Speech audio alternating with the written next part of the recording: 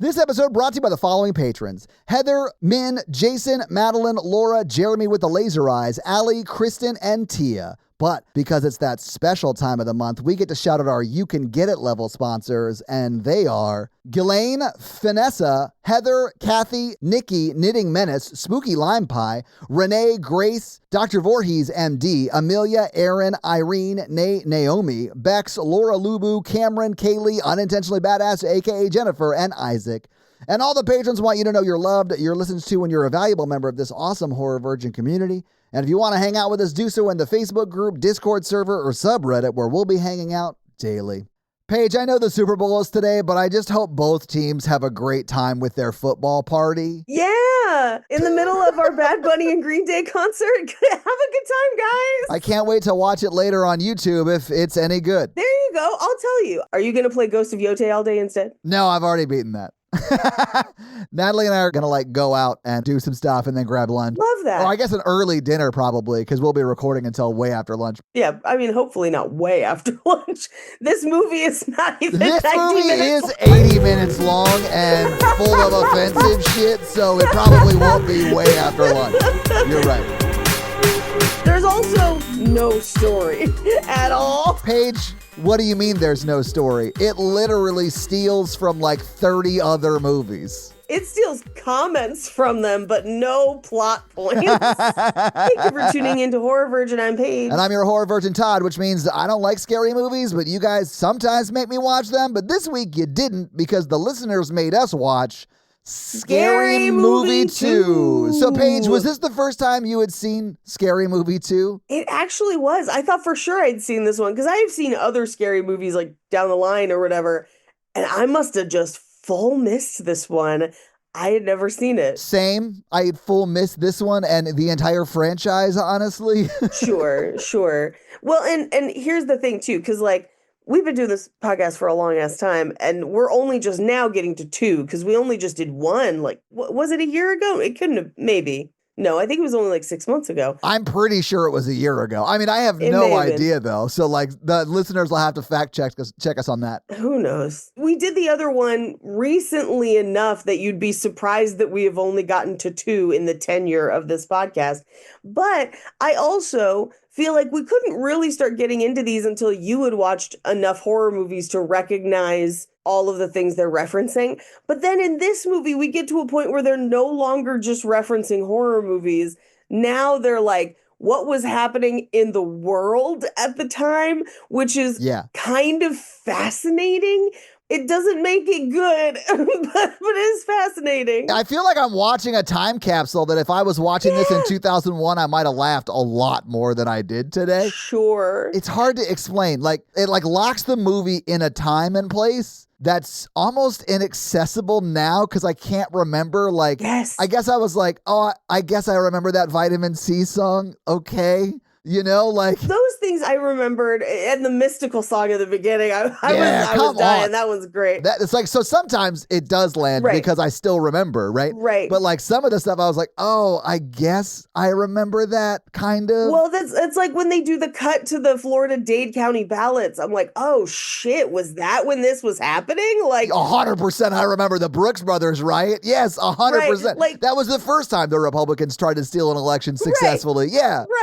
Right. That kind of stuff for me is a fascinating time capsule. And here's the one thing I actually do like is that they didn't just do the same thing as before and do it over again necessarily. They tried to set it in a different type of horror movie where we're not around campus, we're not doing the team, we're in a haunted house. It's a new kind of thing, right? It's like Hell House or The Haunting of Hill House, or it's one of those. Right, The Haunting. I don't think it really matters. Probably The Haunting actually makes more sense, but yeah. But here's one of my biggest, and maybe they thought just having Tim Curry was enough because he's a national treasure. However, I'm you have Tim Curry, you have sex comedy, you have haunted house, and we didn't get a single Rocky Horror reference. We kind of do. I feel like one of the main characters is a problematic Rocky Horror reference. Sure. Because I think the guy who is the caretaker is a riffraff on some level. A little bit of a riffraff. But, oh man,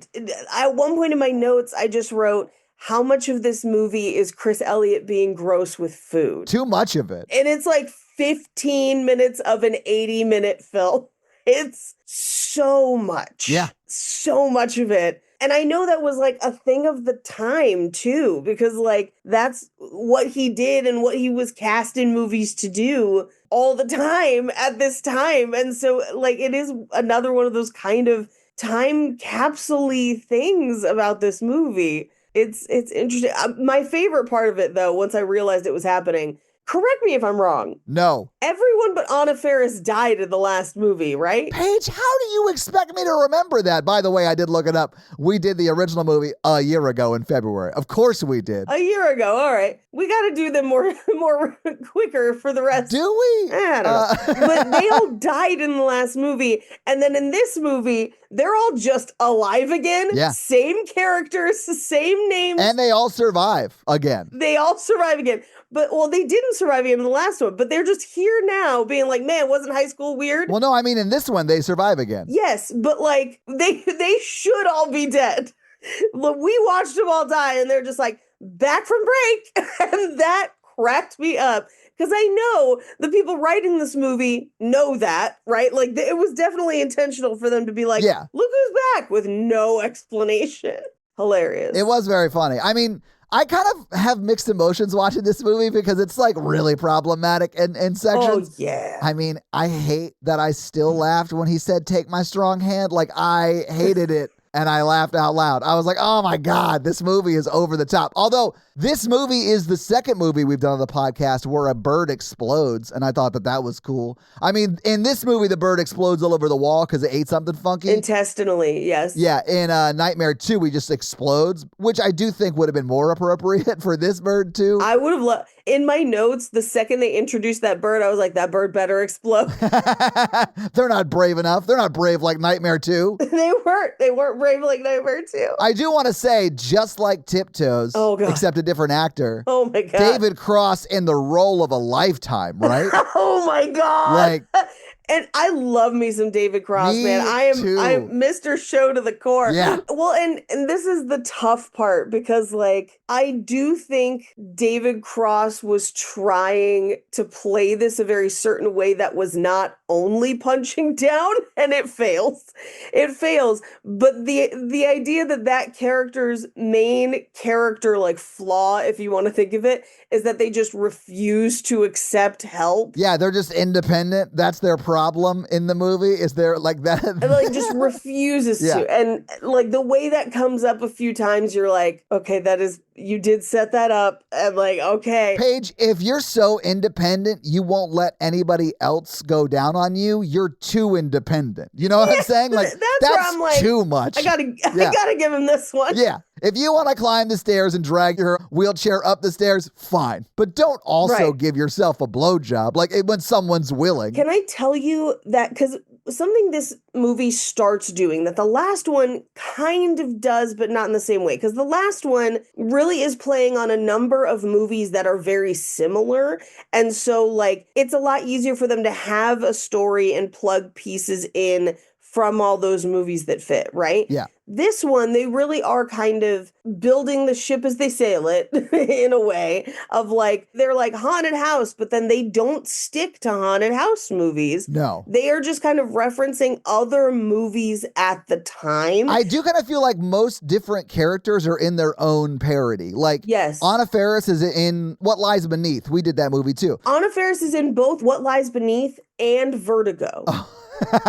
I didn't realize that, but yeah, I think you're right. Yeah. Everybody else is in The Haunting, it seems. Well, one person's in, I'll call it Little Shop of Horrors. Oh, yeah. Right? Shorty's in Little Shop of Horrors. For sure, yeah. There's a whole bunch, but like only one or two pieces come from that. There's an entire section of this film that is just Charlie's Angels, the one from the time. Yes. Shot for shot, right? But then there is a section of this movie in which David Cross's character, who is in a wheelchair, and Chris Elliott's character that has a crazy hand, have a back and forth of basically your hands, my legs, your hands, my legs, your hands, my legs. It's like they were in a roast battle that we all were surprised by. They have what they refer to as a cripple off, possibly. Like, it's kind of that bad. I'm almost 100% sure it's stolen from Wild Wild West. The movie Wild Wild West? Yes, which was out at the time. And like, if you've listened to How Did This Get Made's episode on Wild Wild West, they talk about the scene that I'm referencing, but it's because, and gosh, it's been so fucking long since I've seen Wild Wild West.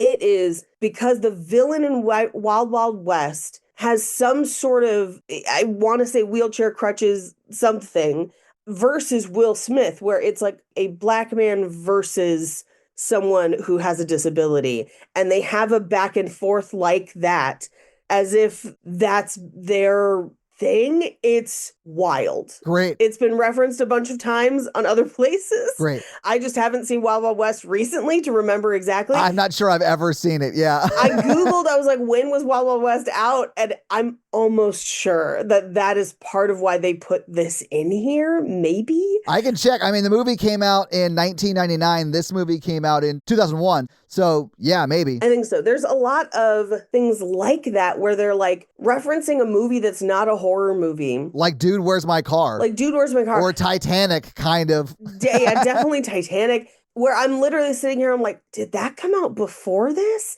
Like, I Googled so many movies while watching this being like, when did the impeachment happen? Like, trying to remember. I mean, Clinton was 92 to 2000, right? So it was within that window, yeah. Yeah, it was within that window. First of all, we owe Monica Lewinsky an apology. And always have. Yeah, we always have. Always have. Yeah. And the reference in this film upsets me greatly, but I am glad she's come out the other side. But yeah, there's all kinds of stuff that I was like, is this a reference or is this just 1999? Or like, is this just 2000 or whatever? It is just 2000, 2001.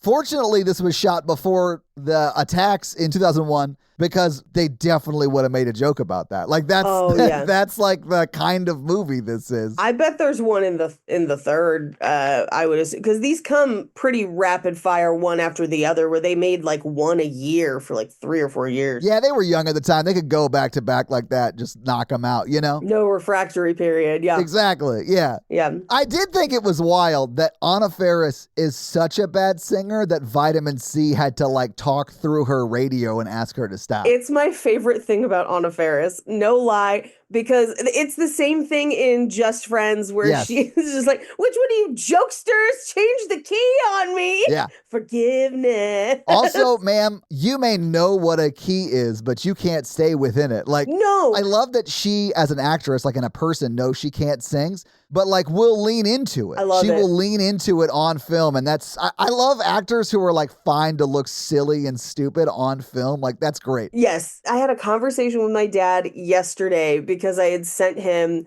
there's an SNL sketch where Bad Bunny is dressed as Shrek and makes everyone make a full-length Shrek movie starring Michael Jackson. It's a crazy sketch, but it is wonderful. And basically, my dad and I were having the conversation of what makes a good SNL host is being willing to do anything, including being dressed up as Shrek and making an A24 Shrek movie with Michael Jackson. Like, it is the willingness to do weird things. Like Alexander Skarsgård this past week, dressed in drag, throwing another cast member's dummy through windows. Like, that's what it takes to be a great SNL guest. And I feel like if you in a comedy know that you have a shortcoming, like Anna Faris is singing, and you're willing to just lean into it, I love it. I love that she's like, I'm a bad singer, I'm going to do it loud. Yeah, I'm going to do it loudly at karaoke, and we're all going to come and cheer. All I have to say about that Alexander Skarsgård episode was his dad was in 2 sketches with him, and that's awesome. And also, stop asking her if she knows things. Stop asking her if she knows things. Yes, knowing your shortcomings and doing it anyway and doing it loud. Yeah.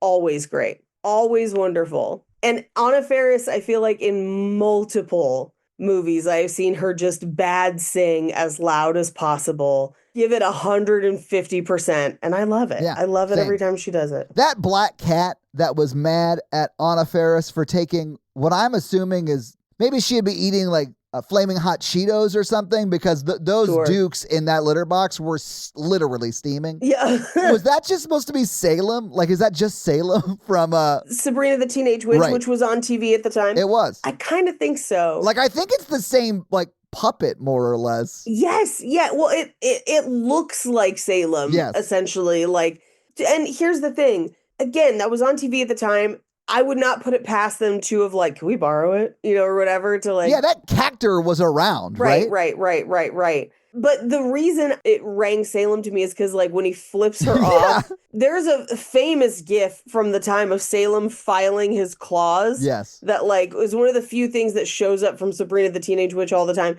Which, if you only know the Netflix version of Sabrina the Teenage Witch, boy, are you in for a different awakening if you go watch the 90s one that's essentially just an after-school procedural. Yeah. But like, it's the nails, the expression, it looks very much like Salem. And I do think that was what they were referencing. Fair enough. It could be something else, but I mean, that seems the most likely given the time. That's the tough part of watching these 20 years past when they were made. Yeah, because they're so time specific. They're so time specific. You find yourself like asking yourself what this was from and questioning if that was it. But then also, nothing ages well. No. None of it. Like, we'll go through a ton of things in this and be like, the ableism is rough. The ableism in this one is rough. Yeah. I mean, the ableism is probably the biggest one. That's the one that I noticed the most. I think it is the biggest one for sure. There are definitely other problematic things. Sure. I think it's the biggest one though. My favorite part was watching a ghost literally try and ghost Tori Spelling in this movie. Right. I thought that was great. I thought it was hilarious that Tori Spelling was in this movie, period. Did you? Why? That she was like on 90210 because her dad was the producer. Like, that's earlier. I know. Yeah, she's already famous at this point, so she would be in movies. Well, but that's not why it's surprising. It's surprising because she'd been on 90210 because her dad owned the network, and that's literally why she got on anything, right? Yeah. We all know this. By the time this movie comes out, she's already in like her mid-30s or whatever, and has already been like widely accused of being way too old to play teenagers. Like, that's what was going on. This is when reality shows are starting to creep into the zeitgeist, just a couple years after this, and she would be an early adopter.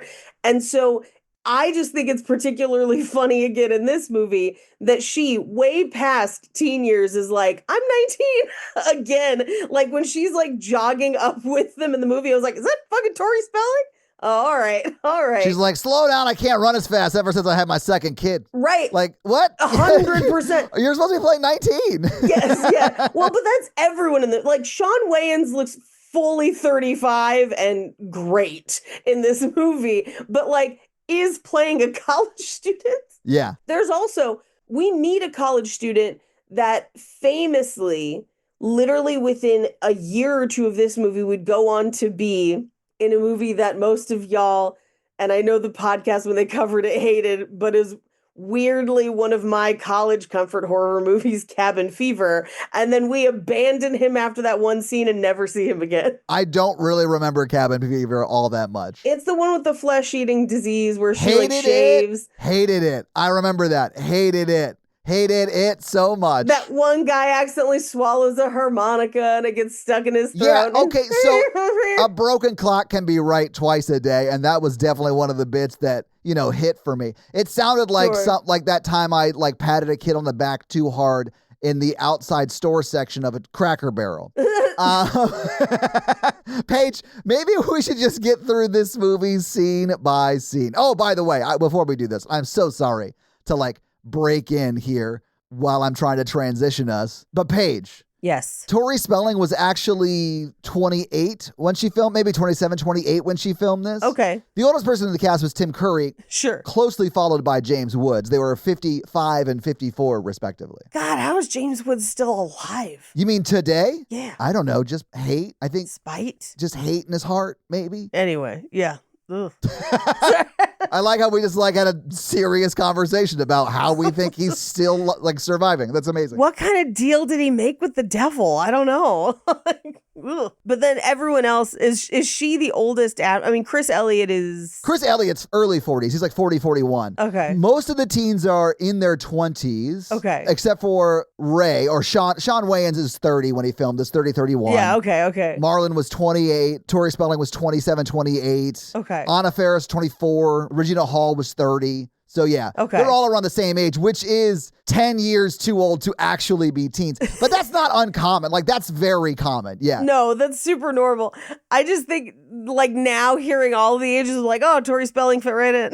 Yeah, when I met Natalie, when she was in her 30s, she was still getting like self-tape auditions for like teenage roles. Yeah. Because that's not uncommon, especially when your skin is as good as Natalie's is. Yeah. No, I get either called for college students. I can see that. To look like a college student. Yeah. Or young moms. I get a lot of casting calls and the guy's like, hey, can you do your best Christopher Elliott? Sorry.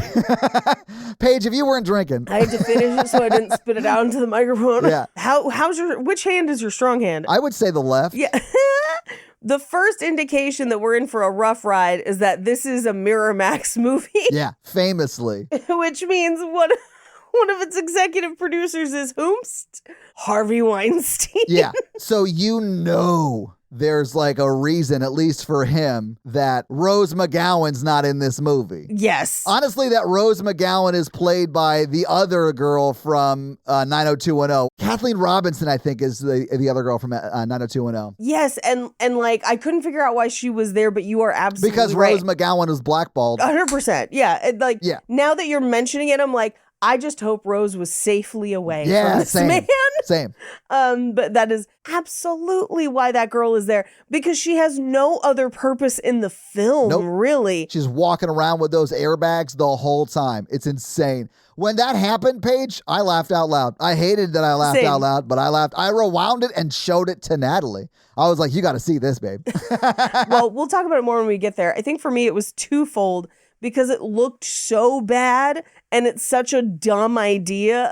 But I was like, we're just having a goof. Yeah, I don't think it's supposed to look good. I think this movie is just fucking around, and I normally like those movies. But this movie is just fucking around too much with like ableism and stuff for me to enjoy it as much as regular fuck around movies. But Paige, we got to get into the movie because I got to talk about how Reagan looks like if Steve Buscemi and Natasha Lyonne had a child. And that's just the way it is. I cannot explain it, but she does. It's actually Natasha Lyonne. Yeah, I was going to say, it was like, it is Natasha Lyonne. But she's doing her best Steve Buscemi impression. Absolutely. Look at her. You could see it. I'm not even joking. We can't skip directly to that because we got to talk about Mystical. Yeah, for sure. And Andy Richter as a priest. Andy Richter probably getting paid the most in that scene, but also having to say the N-word 3 times. Yeah.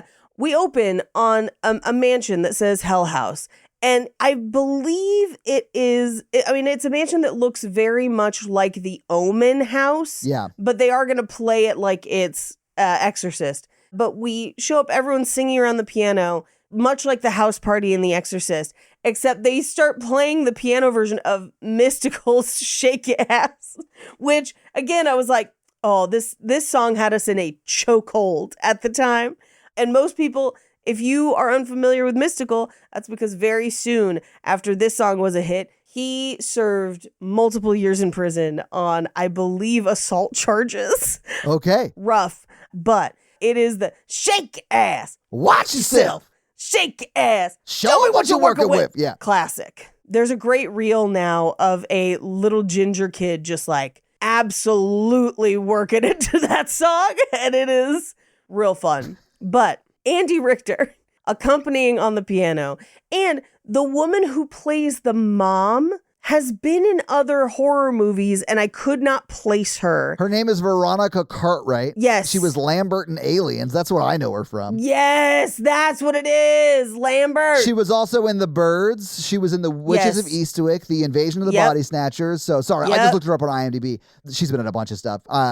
Still acting. Yeah. Yeah. Lambert is what I was thinking of, though. I was like, I know I've seen this woman cry and scream before. It was Lambert. And you have, yeah. But this is, Reagan, aka Natasha Lyonne, comes downstairs and it's the same, like, you're going to die up there, and then peeing her pants. But it's like so much pee.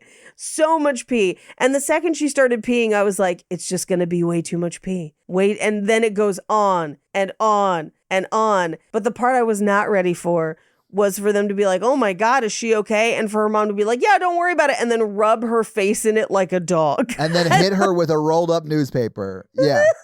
It's like, I mean, parents should never do that, but boy, is that a crazy reaction in this movie. I know, right? Because that's a child. It has no idea why you're hitting it. Right. They don't have object permanence. Right. They don't know about the pee. Exactly. They don't understand. They just think you're an abusive asshole. Right. And they're not associating it with the fact that they just pissed on the floor. Right. Hey, I have an update on Mystical. Guys, one of our famous Mystical updates. Yes. He's in jail still. Again, yeah, he's in jail. I thought so.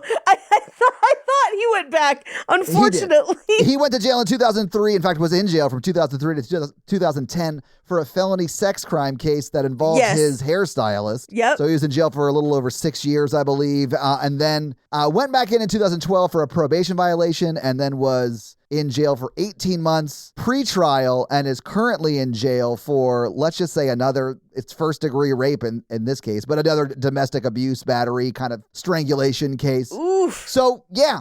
I mean, I guess the warnings were there. Yeah. By the gruff screaming, I would say perhaps we had an idea. Yeah. Rough. Yeah. Anyway, back to this movie and the abuse they're about to make fun of in this movie. Right? Because James Woods shows up, and my first reaction obviously is like, but like the way they play James Woods up to a certain point, I was like, this is kind of fun and tongue in cheek. And then it just goes too far because like he shows up as the old priest, where we have Andy Richter as the young priest. And he talks to Reagan's mom, and she's like, she's out of control. Sometimes she won't even let me touch her. And he goes, yeah, sometimes you got to give him candy first. And I was like, oh, that's where we're going to live for the next few scenes. They lean so far into this. Oof. And I want to point out, I looked this up. Yeah. Because I was like, oh, the Boston Globe Spotlight team, they made a movie about that. Yeah. When was that? Yeah. Yeah, they must have broken this story like the year before, and that's why it's here. Yeah. They broke the story a year after this movie came out. The story came out in 2002.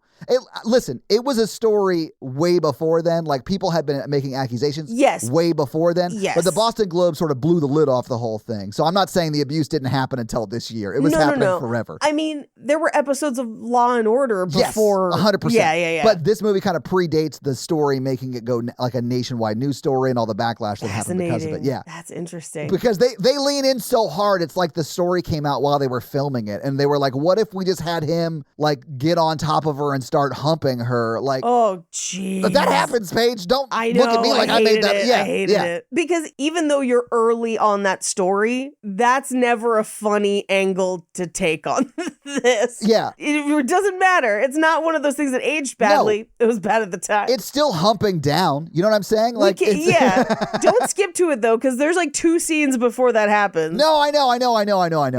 I'm just saying that like we had jokes about R. Kelly and Diddy 20 years before either of those dudes went to jail. Yes. And so I think this is one of those things, where it's like 100%. Obviously it was going on and everyone kind of knew, but it wasn't like a huge thing that was talked about in society yet. Yes. So I kind of love this movie for being so blatant about it before that happened. I was like, damn. Right. Yeah. I mean, until they get to the humping part, I'm on board with most of the jokes they make. I do think they take everything too far. Yeah. Yeah. I mean, it reminds me of when I started doing comedy in 2012 and... Oh my God, that was the end of the world because they let women start doing comedy. That's right. I know. Yeah. We were in league with the calendar people. The Mayans, Paige. The Mayans. Sure. If you believe the History Channel, sure. And not that it was a grift, sure.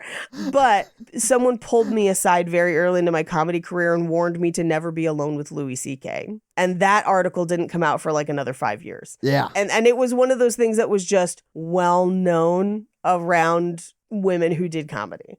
So yeah, I think that's how a lot of these things go, is that like the word gets out until the word gets publicly out.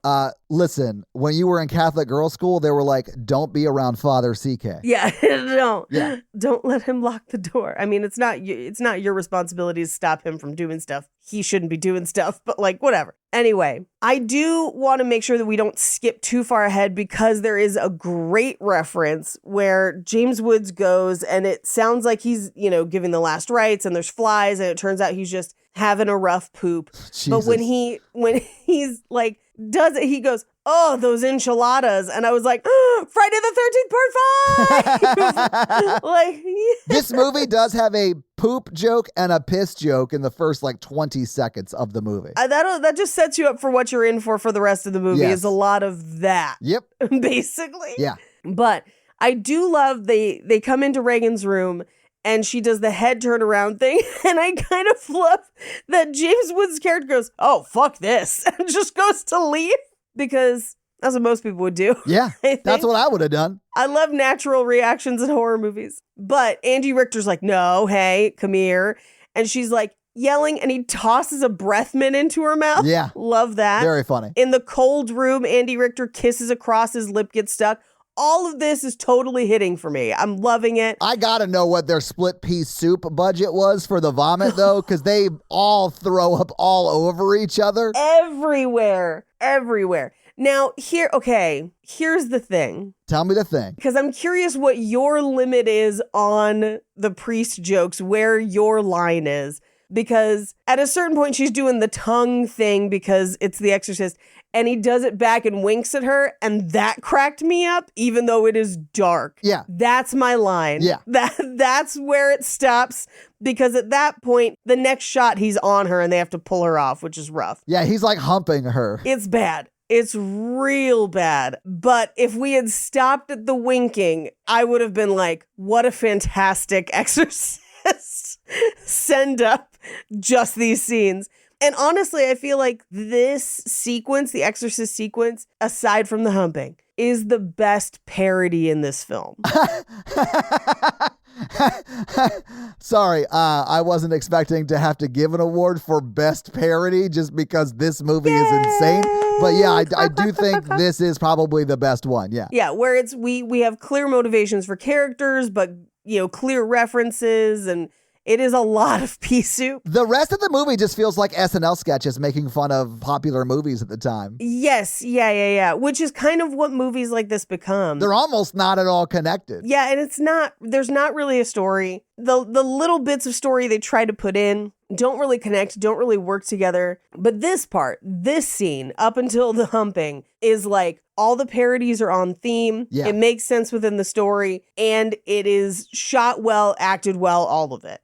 So yeah. Anyway, I also love that he basically at the end just pulls out a gun and shoots her, where it's like, I'm not dealing with this anymore. Okay, maybe it's an overreaction, but I understood it. Sure. Yeah. Of course. But then we have 1 year later. Now, that's 1 year later from the last movie, not from The Exorcist. Right, because The Exorcist was like the 60s. I mean, they talk about this happening in that house at one point, right? Right, but in the past. Yes, exactly, in the past. Yes, yeah, I think yeah. it might be kind of a throwaway line because there are also so many other things that happen in this house, like the plot of What Lies Beneath happens in this house. Right, You know, like every haunting movie has that haunting thing. The inciting haunting incident happened in this house. Right. We're not at the house yet, though. We jump to them at school. It starts off kind of like a Scream that way, which the first one did too. Yeah, absolutely. Well, or like an I Know What You Did Last Summer. Yes. Like those. Yeah. Like it's definitely a trope. You're right. It wasn't just Scream that started off this way, but yeah. Yeah, because I think actually Scream is mocking some of the. Anyway. Probably. It is meta. Like that's the point of Scream. So you're probably right. Yeah. Yeah.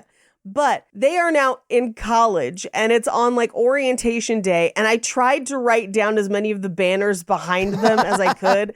I could not. I missed it.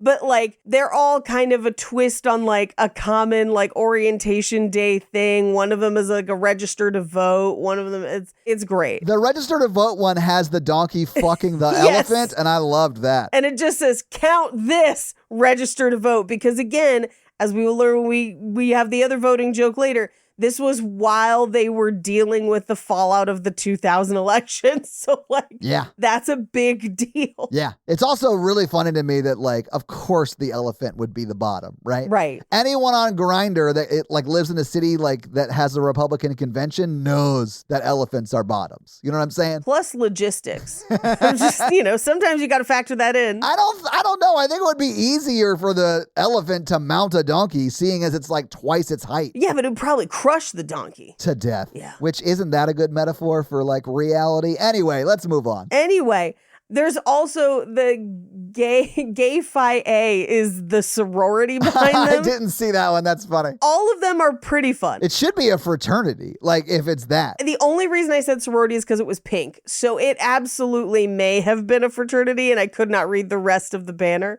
But this is Shorty and Anna Faris' character, whose name I forget. And we do get a Save the Last Dance. It starts off with a Save the Last Dance reference, yeah. Yes. Where he's trying to teach her how to talk cool and be cool or whatever. Yes. And she ends up punching out a lady and stealing her jacket, which is funny, but you kind of feel bad for the lady she beat the shit out of. I mean, do you? Or does Anna Faris have a new jacket? Paige, what if at the end of this movie, when they're back at school, you see her getting arrested for stealing this jacket? Like, that would have been hilarious. We do get kind of a cutaway to it late, like one scene after this, where she's walking with Brenda, Regina Hall's character, and she's like, did you hear some girl got her jacket stolen? Some people are so ghetto. And then you see Anna Faris, like, pull the jacket in close reflexively. That's pretty great. But in between that happening, we cut to the dorm room where we've got the other Masterson that is not in prison, whose name I forget. They do look alike. He's the Malcolm in the Middle Masterson. Yeah, not the 70s show Masterson. No, not that one. Yeah. But he's Christopher Masterson. Christopher Masterson. Yeah. There you go. Chris Masterson and Sean Wayans as Ray. And then you've got the extra guy that disappears, never is in the rest of the movie that they're giving wedgies to, but he's the guy in Cabin Fever that wants to shoot the squirrels. Okay. The really annoying friend that they all hate in Cabin Fever. It's that guy. I believe you. But my favorite is we open and Ray is shot from waist up and he's like, what do you think? Tucked or untucked? And you assume he's talking about his shirt, but they pan down and he's like, full Silence of the Lambs tucked. Yeah. And you're like, oh God, like wasn't ready for it, but that is a great joke. I was not ready for it either, but I did guffaw. I was like, oh, what? Wow, amazing. Oh man. But this is where they start the wedgie runner that goes throughout the movie. Yes. I don't know why this movie is so obsessed with wedgies. I do feel like, and maybe this is because I was also a kid at the time. Sure. But I do feel like 2001 was like a wedgie era. I don't know that it is now, because technically it's assault. Yeah, I guess. It was a thing when I was growing up. And I'm trying to remember like what at the time would have been so wedgie forward other than just society. My brothers, yeah, I was the youngest brother, so like that could be the reason for me. But did the wedgie die? Young generations who listen to this, do you guys still do this? Hey, anyone who understood 6'7", go ahead and just chime in and tell me if you guys are still giving each other wedgies out there. Right. And honestly, I hope the answer is no. Yeah, it's really not as satisfying as you would think. This movie doesn't make it seem satisfying, Paige. I'm not sure anyone would think it would be satisfying. Nope. You're pulling the wrong way for anything to be satisfying. Right? Yeah.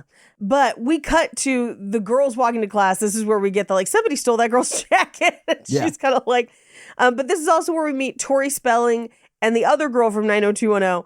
And again, you're like, who are they? We don't really get their names until later. It's like not great, but we do get somebody hit by a bus, which predates Mean Girls. And I could not figure out why everyone was getting hit by buses in this, because Mean Girls is like 4 years after. Yeah, I don't know. I mean, maybe Mean Girls ripped off this movie. Did somebody get famously hit by a bus? Like, I don't remember. I don't know. But I don't think they were in the first one, right? Like, they weren't in the first scary... Okay. No, not at all. Okay. Neither was Christopher Masterson. It was the dad from Riverdale in the first one. Okay. Yeah. Anyway, if you're slightly older than us and you remember something about people being hit by buses that they might be referencing, tell us that one. I'm sure it's happened. Like, I know it happens. Buses are not new technology. Yeah. Yeah, I'm just thinking, like, it must have been a famous thing at the time for them to do it. I don't know.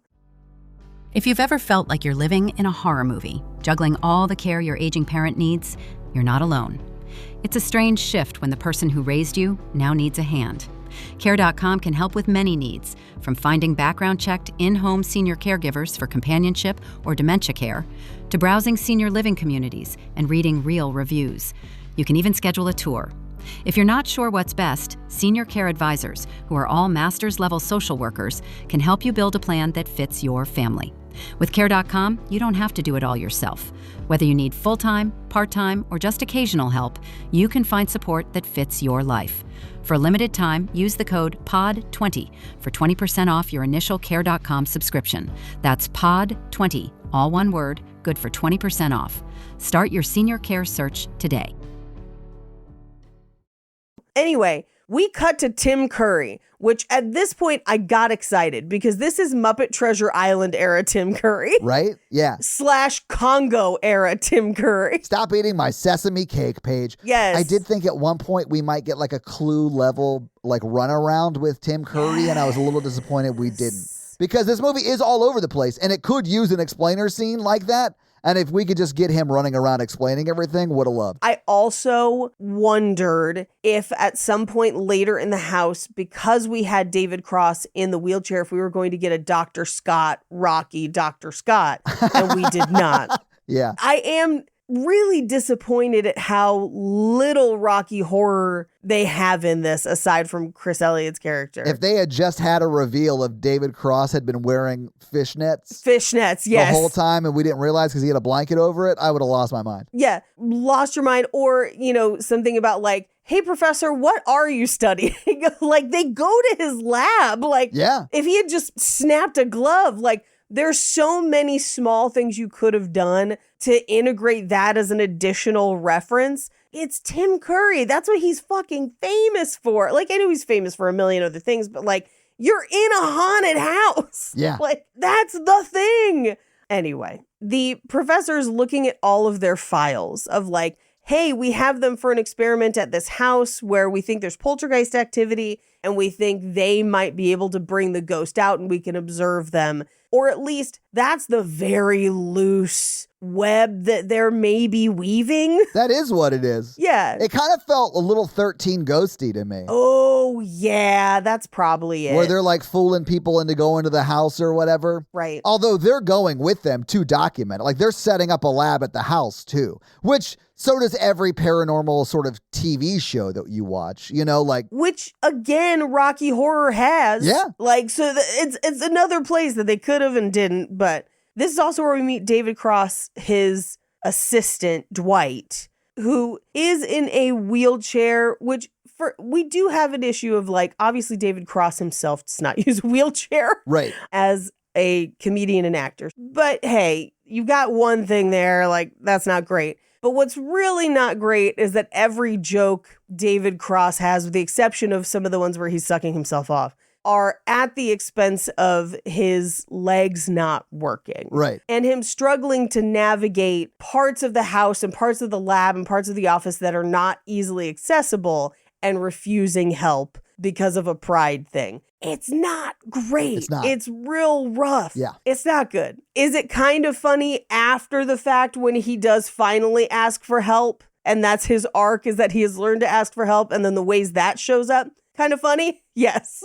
But it takes a long time to get there, and it's kind of rough. I think the only way you could fix this, I've also mentioned in another movie that did some similar things, is just show that he can like actually walk at the end of the movie, and he's just like lazy or whatever. And he's been messing with everybody, and he's awful. Yeah. Yeah, it's kind of like Blinken in Robin Hood Men in Tights. If you revealed that, he can just see, he just doesn't want people to think he can see because then they'd ask him to do things. Sure. All of the ableism stuff becomes like way more palatable. Yeah, I mean, similarly with, Chris Elliott that we're going to meet in just a second, if he had just pulled that hand off and revealed that he had a hand underneath it, all problems solved. If they had revealed in the scene where he's like serving them that was just an elaborate spatula, I would have lost my mind and it would have been just funny. Hysterical. Instead of it being his actual hand and it just being the butt of every joke he's in, Every single joke. Because Tim Curry, talks them all into going to this house. They're all going to go. And the reason he's putting them in this house is because they were all survivors of the Stevenson County Massacre, even though they did not survive. But in this, we're going to say they did. And so they have some vibrational energy that he wants to use. But he's like, they also all suffer from sleep disorders. And I was like, oh, Dream Warriors. Nope. But we never do it again. I also thought we were going to get to Dream Warriors, but we did not. I would have killed for And honestly, if you're trying to do a parody or a goofy, scary movie version of this, to have Dream Warriors allows you to have dream logic and dreams, and then we never use it. We never do it. But if Anna Faris shows up in her dream wearing all leather and says, I'm beautiful and a bad singer, I'd have lost my mind. I would have got the reference immediately and laughed. I'm beautiful and bad. God, I just got to watch Dream Warriors. It's a great movie. Yeah. Anyway, they also reveal Ray's file and reveal that he sent them an additional headshot, which Ray was I would say, most problematic portion of the last movie. Yes. Because the debate was, is Ray gay or not? I feel like this movie establishes Ray is bisexual and wants to sleep with everyone. He does seem to like make out with Regina Hall a lot, and he's not like avoiding doing those things. No. I mean, I would say he definitely had sex with Chris Masterson. Like, yes. They get tattoos about it. Right. They get tattoos about it. That's not Chris Masterson. That's the guy from Cabin Fever is the guy. Oh, you're right. My bad. You're right. Yeah. But, and then now the problematic part of Ray is that he wants to have sex with everyone, whether they are into it or not. He pushes boundaries of consent. And this photo is the example of one of them where they're like, after the interview, he sent them additional photos of himself. And they're like risque. There are photos that would like, if you flipped it over, there'd be hourly rates on it. It looks kind of like that. Right. But they're going to put them all in the house. So we do get like a brief moment with Chris Masterson and Anna Faris where he's like, do you want to study or like we can hang out? And she's like, I don't really want to date you. We could be friends. This runner of like, what is friends versus what is dating is actually very funny to me through the bulk of the movie. He does treat her like a friend for a long time in this movie. For a long time. Yeah. But we cut to her driving to the house, and this is where she's singing along with Vitamin C because the graduation song basically came out that year. Bad singing. And until the radio interrupts her, is like, hey, bitch, why don't you let me sing it? And you're like, oh, shit. All right, Vitamin C. I laughed. I thought it was funny. That song is such a touchstone time-wise. It was famous for a year or two, but every graduation played it. And so when you look at movies from this time frame, for like 3 years, every movie with a graduation scene in it plays it. And so it just becomes this like tiny time touchstone for that song. It's like everyone that was creating movies at this time heard that song and was like, oh, this is going to replace the like classical music song that everyone plays at every graduation. Like this is going to be that song going forward. It would be like if someone wrote a song about like a bride and they replaced the bum bum bum bum with that song. Like that's what everyone thought this was going to be for graduations, and it was not. Well, here's what's crazy. I feel like it was for like a year or two, but then I don't know what they played at your graduation. It was Mystical Shake Your Ass. Ah, great.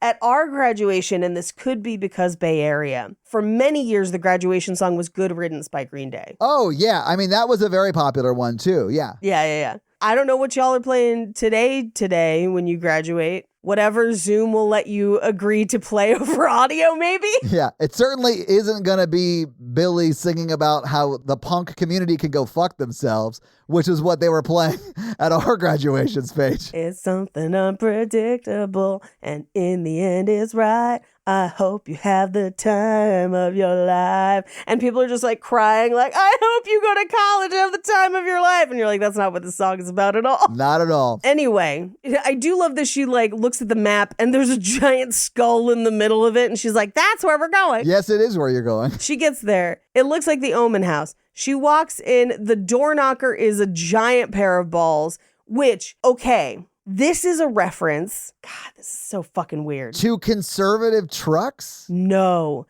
because truck nuts did not really exist yet.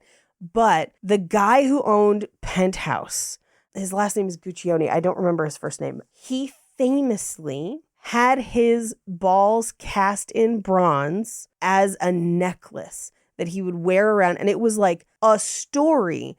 But then also people at the time, like a guy died trying to bronze his own testicles at this time. This was like a thing. Was he trying to use actual melted bronze? Yes. Because that's not how you... Oh, what? Yeah. It's not like hot wax. Hold on. I'm pulling it up to see when exactly it happened. Let's find out when this guy melted his nutsack off to death. Well, there's also, the Wall Street Bull has the testicles. That's fun.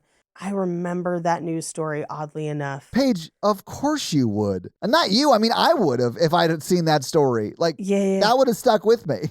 Oh, you mean some guy did to his own balls what they did to Daenerys' brother in the first season of Game of Thrones? Like, yeah, I'm going to remember that. Yeah, and I cannot for the life of me find it because there's like the SEO this is so far in the past. It was like a Florida man level story, and there's just a million like in ancient Greece, and I'm like, but... Oh my God. Okay. Did you find it? Atlanta lottery winner dies after gold plating his testicles.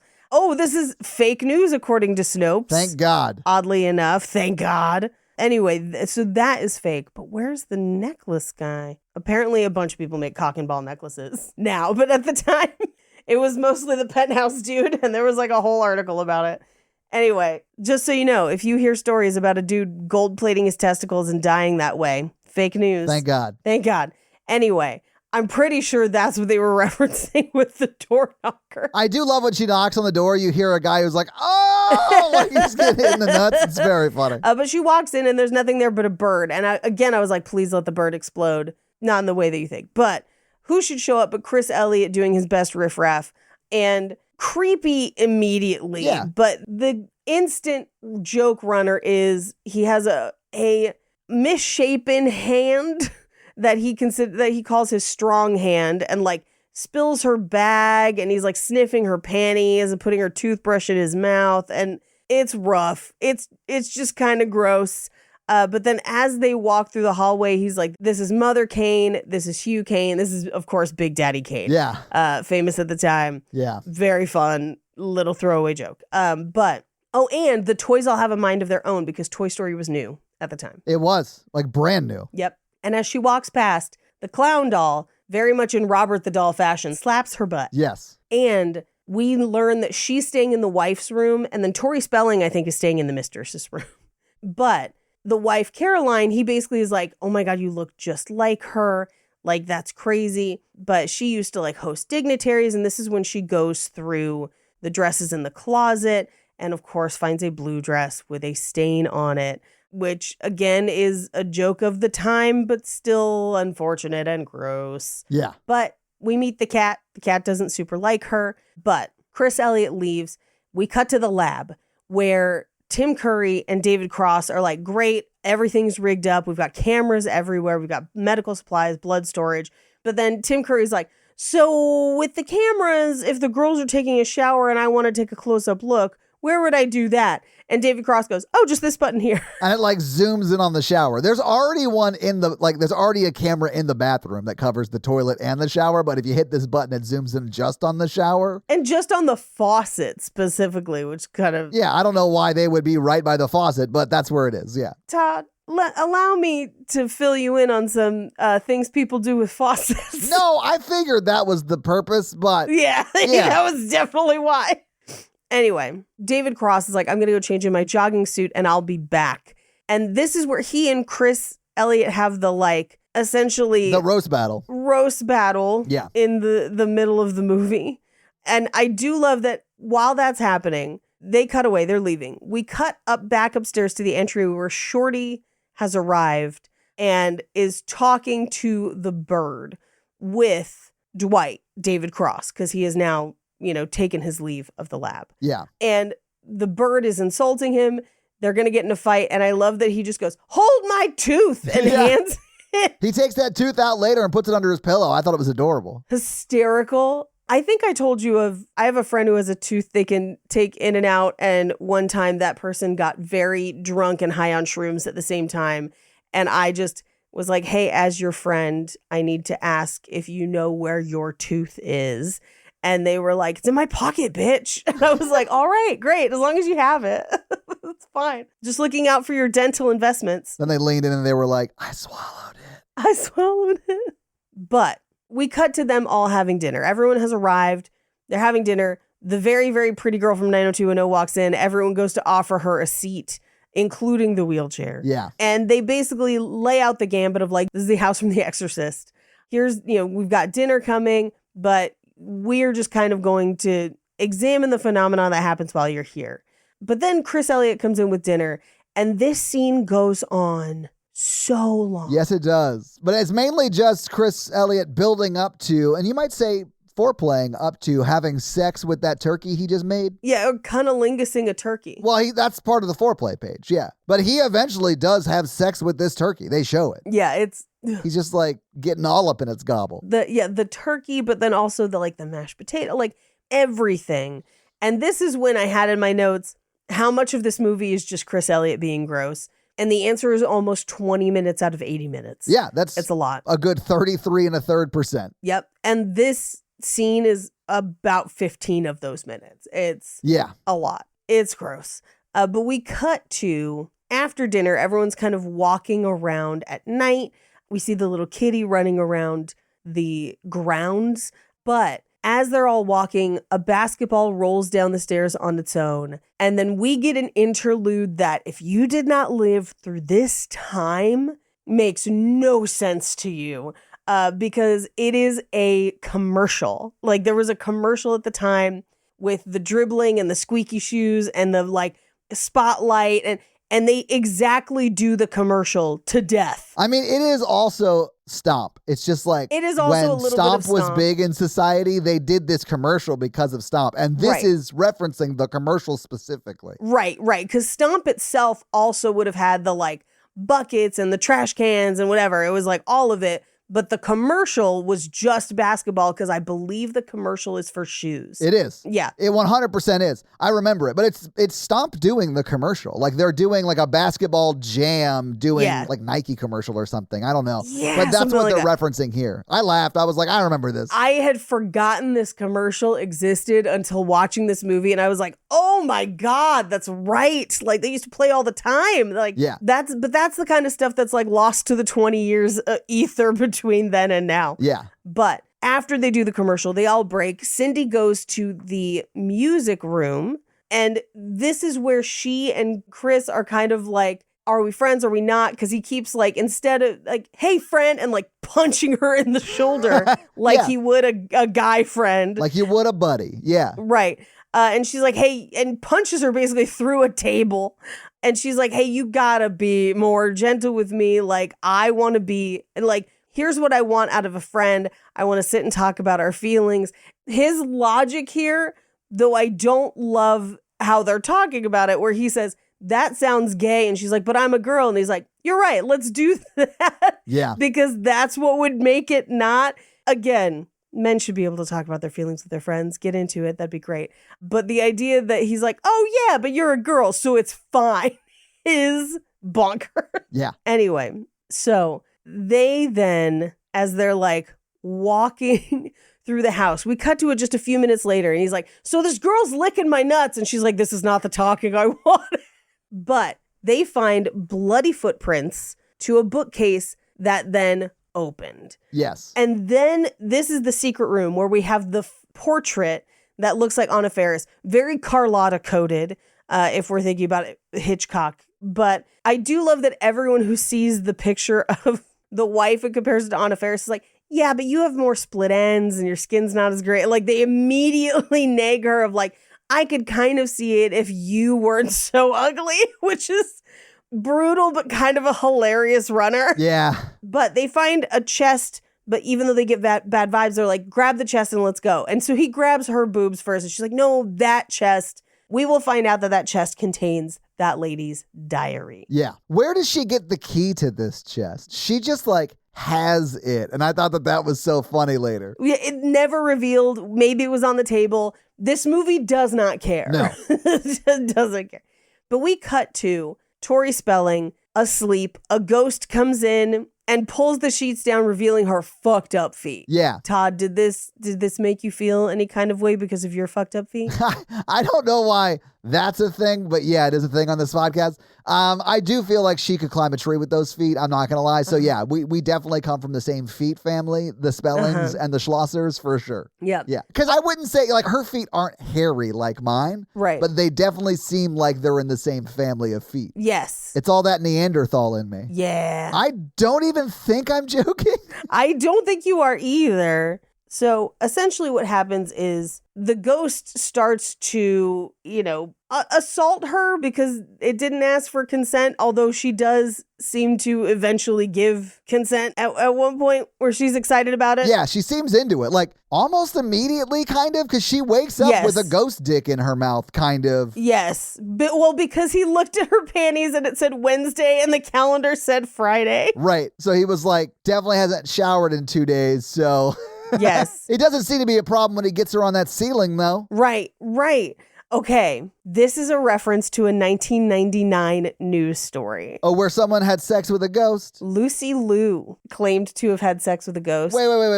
Lucy Liu from Yes. Like Cindy Lou's sister? Like from The Grinch? No. Okay. Lucy Liu, the actress from Charlie's Angels and Kill Bill. Quote, some sort of spirit came down from God knows where and made love to me, end quote. She told Us Weekly in 1999.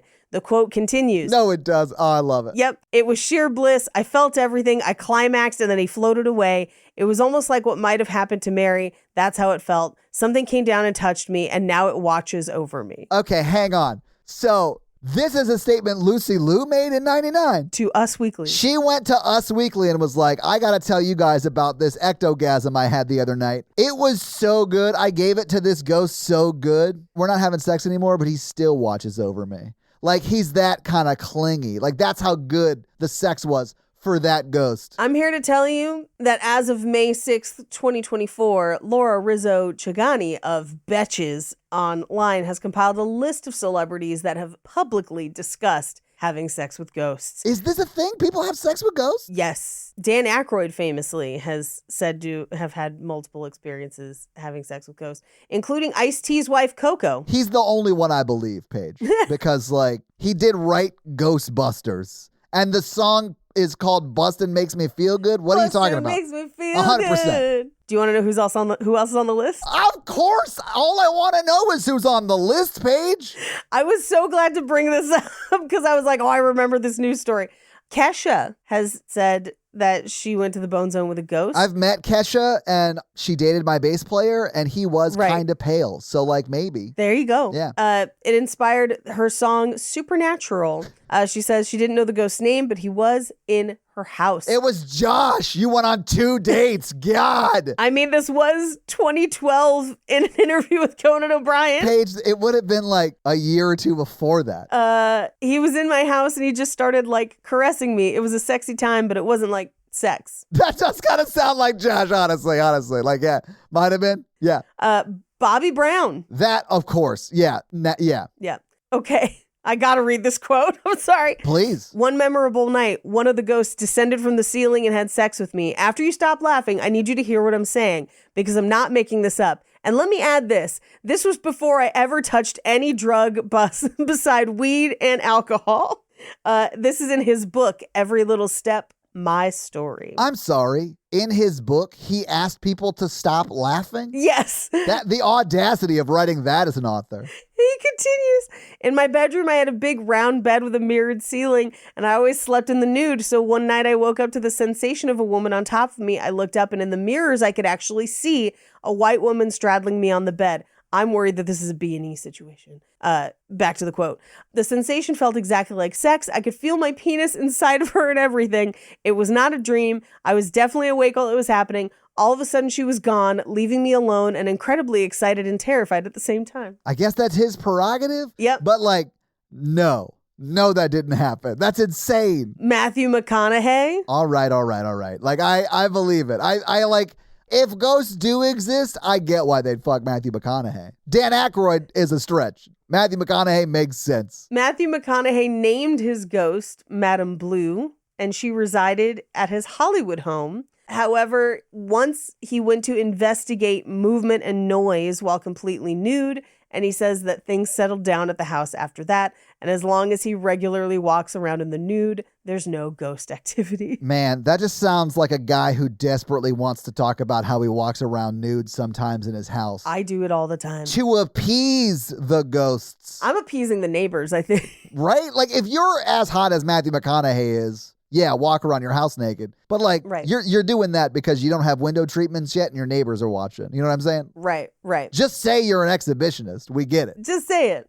Paz de la Huerta, who you have definitely seen. She was on Boardwalk Empire. I know who that is. Yeah. Yeah.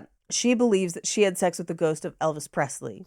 Dan Aykroyd, we know about. Ice-T's wife, Coco Austin. I believe in ghosts because I had a perverted ghost at one time. I was watching TV. I was sitting on the couch at 11 a.m. and I was wearing a nightie and I felt my dress move up my leg. I looked down and got freaked out and then I felt a guy breathing in my ear.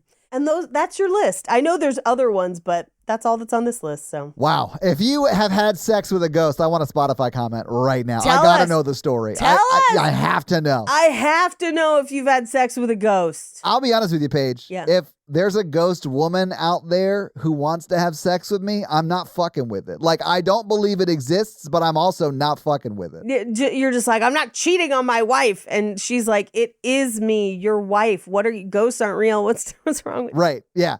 Which is like what Whitney Houston said after reading Bobby Brown's book. like, She was just like, it was me, you idiot.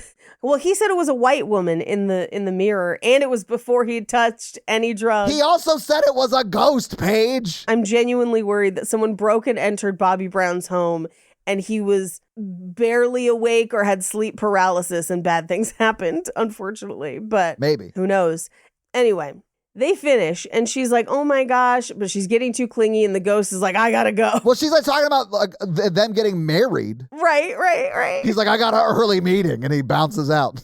We cut over to Ray and Brenda, who are having sex and exploring dirty talk that gets too dirty almost immediately. They're exploring foreplay. They don't have sex in this movie, but yes. So she's on top of him. Fully clothed. Yeah, it's foreplay. Yeah, like, I it's not guess. sex. I mean, it's definitely traveling in that direction. I think Yeah. she takes it a little too far with what kind of dirty in the talk, you know? You gotta talk to people ahead of time about what kind of dirty talk they want. Yeah, what are you into? Because, like, I bet there are some McAfees out there that would be into what she's saying. People. I meant people. Sorry. Did I say something else? I'm going to call it a Freudian slip. Yep. I have a friend who's very into dirty talk, and the way that multiple different people have interpreted that over the years always makes for really hilarious stories. Yeah, I wouldn't say I'm not into dirty talk, but I'm not into, like, I'm going to shit all over these walls, Ray. Yeah, like, no, that's an that's- escalation. And honestly, the one about peeing all over, I'm also out. I'm out. Out.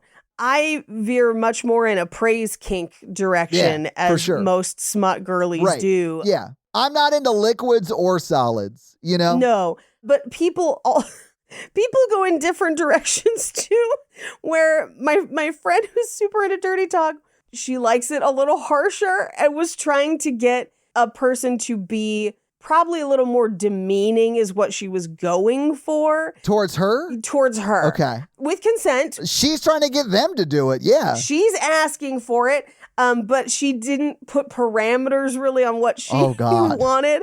And he, being a comedian, Oh, no. Never have sex with a comedian. don't. But he yes-anded in a direction nobody expected and was like, I'm going to kidnap you and your family's never going to find you. And they were like, wait, what? And he was like, I'm so sorry. I didn't know what to do. And I just, like your family's never going to find you and they're going to be sad and on the news. And, wait, what? Like, what are you doing? I don't know. I got lost. Hey, I have a quick question, just really quick. Sure. Is this friend Savannah Guthrie? No. Or her mom, maybe? Not at all. Okay. No. This woman has never been kidnapped, and the person in question has never kidnapped or treated anyone badly. I think they just were lost in the sauce in the moment. Just like Regina Hall is. Like, you can tell Regina Right. Hall was like, oh, is that too much? Because it wasn't like, this was performative for you. So, like, what? Yeah. Right, I don't know. She also had someone, like, she was like, be mean, please. And the person was like, I'm not going to invite you to my Christmas party. During sex, they said that? Yes. Because you will ho, ho, ho. That's how you save it, Paige. Because I bet that part of it they would have been into.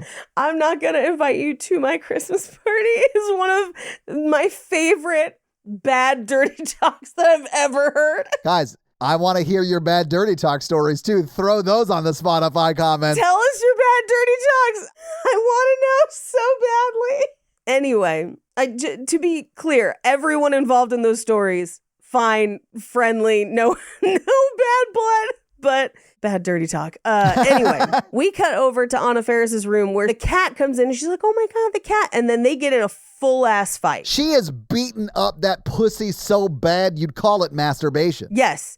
And then at the end, she gets knocked out, and it's very Rocky coded as it's happening, of like the spit flying, whatever. I wouldn't know. I haven't seen it. We gotta, if we ever had time, Todd, because I know we never do for anything. Right. I would love to just sit you down and watch each Rocky movie all the way up through the Creeds, and then just get your reaction after each one.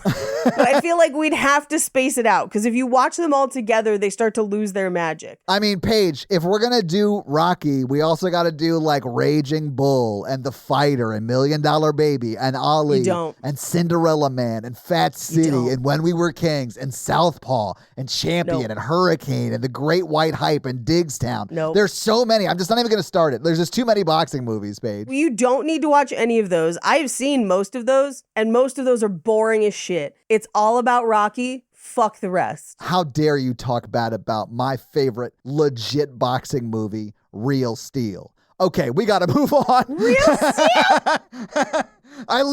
That's all the boxing movies I could name, and Real Steel's a stretch for sure. Warrior's good, but kind of depressing. But Rocky, it's all about fucking Rocky, and then Creed. The Creed movies are legit good. Oh, is that about boxing? I always thought it was about Scott Stapp. I guess my bad. Yeah, I might want to check those out. Yeah. Yeah, it's about Scott Stapp getting punched in the face a bunch. How could you not love it? Are you ready for us to box?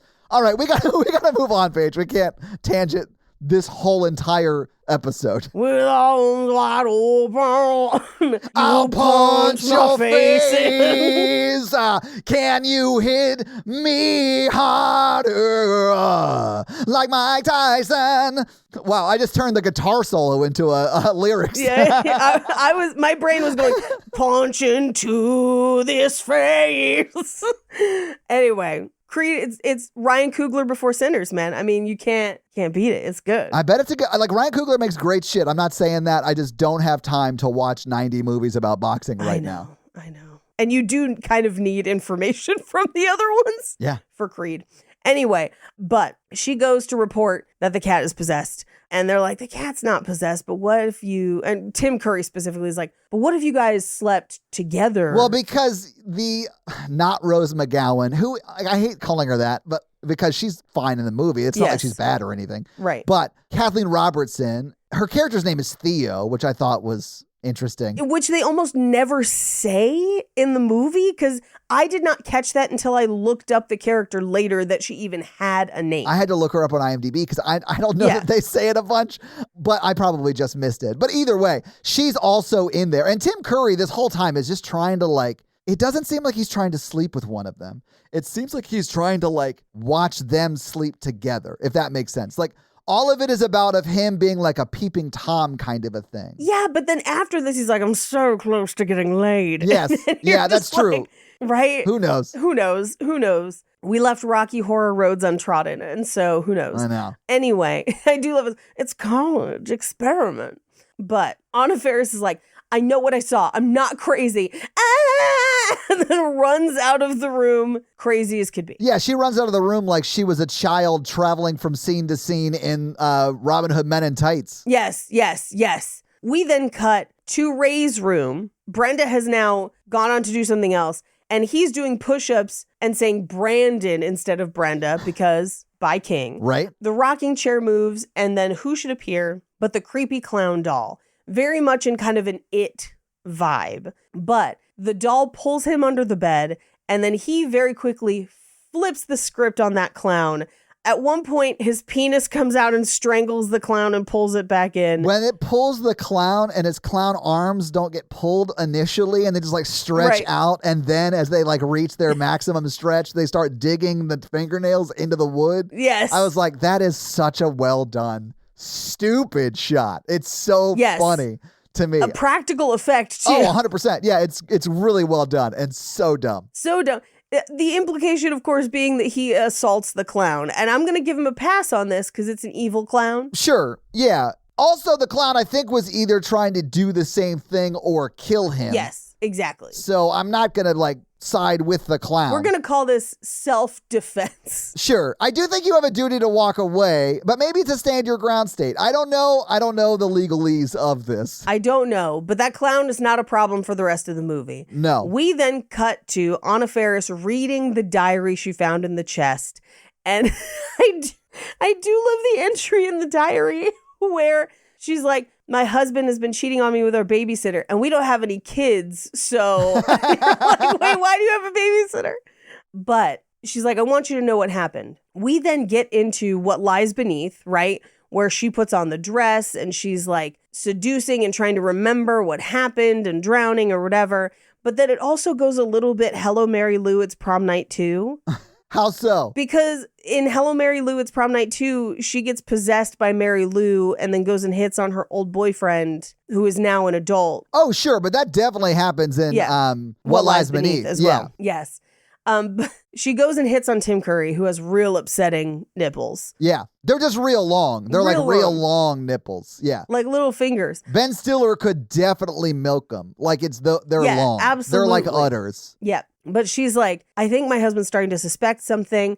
And then she gets up. She's like, I don't know. I just found this dress in the closet. What about you, Ray? And we cut over to show that Ray has been watching this the entire time, dressed in the same dress and just eating a banana. He's like, oh, I don't know. No, I bought mine on Friday. I just came out to get a banana. Like, he's just in the kitchen. Yeah. It has nothing to do with it. Pretty great. We did see his face superimposed onto her face, though. For a brief moment. It sort of explains how that kind of happened, which I thought was funny. Right, because he's just also over there. Yeah, he's just also in the room, yeah. But we then cut to Shorty's room, where he's watering a small weed plant with bong water, and it grows gigantic overnight as he is watching a commercial for, like, a Time Life, like, compilation CD for Hip-Hop Christmas. Yeah. But as the plant grows, Little Shop of Horror style, it rolls him into a joint and smokes him.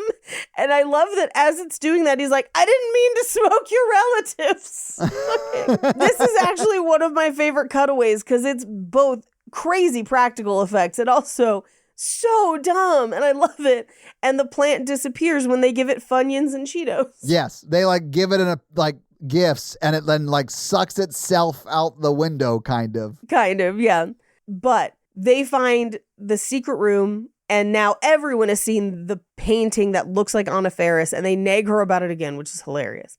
But then the next morning at breakfast, she's like, well, now he wants me. And they're like, why? Which I think is crazy. It just occurred to me that Little Shop of Horrors should have been about a weed plant. Oh, yeah. There's already a song called Somewhere That's Green. Yeah. That's not really a horror movie, but it is fun. They were filming it at the same time as Alien. They used the same technology for the Alien Queen that they do for the plant. I mean, yeah. Suddenly Seymour could be about how he's a dealer. Anyway, we should just move on. It could be, but never suddenly. After watching 2 episodes of Price is Right. You'll be up to your knees in it. Yeah. That's been my vocal stim of the last 2 weeks, by the way, is up to your knees. I mean, yeah, that shit is so good. I love that movie because of him specifically.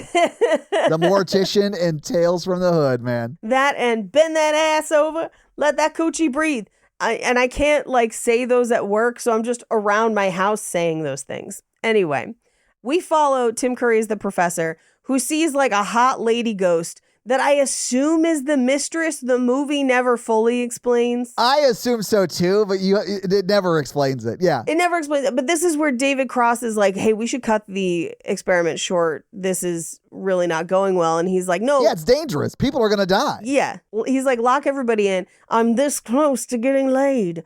And we're not going to go. But they're locked in. Upstairs, they're like, we're going to have to fight to get the keys to get out. And I do love that Ray's like, give me the Vaseline and another banana and duct tape. Yeah. But Theo goes and she's like, I'll get the keys. I'll get them. Yeah. She knows what she's doing. And immediately does get them just basically by bending over and is like, and then gets on her knees, is like, what if I basically blow you for the keys? And he's like, I don't need your help. I can do it myself. Yeah. And proceeds to blow himself, which I don't know why it's so funny to me when people blow themselves in movies or TV and then they just lift dummy legs to do it. I don't know why the dummy legs are so funny to me. It's because it's like there's no way you can, because you don't bend mid-chest, and that's where you'd have to bend. Some people can if you have like an exceptionally long torso. Sure. Like, I know there are people with the flexibility to do it. I don't think David Cross is a yoga master, No. so definitely had to use dummy legs. Yeah, oh, of course.